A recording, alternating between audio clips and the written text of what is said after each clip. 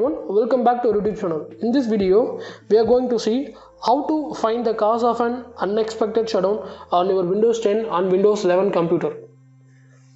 So first click on the search icon and just type Windows PowerShell. You can able to see the Windows PowerShell and you are run as administrator.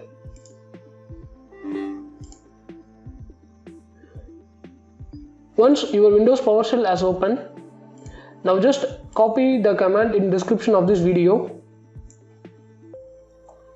and paste in Windows PowerShell.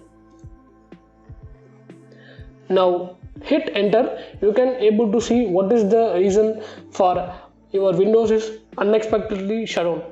And for me, there is no problem. My system is working properly. If I use this command, I will get an error. Okay, I will show you that. So you can able to see this command is not working for me because my system is working properly. There is no unexpected shutdown happening in my computer.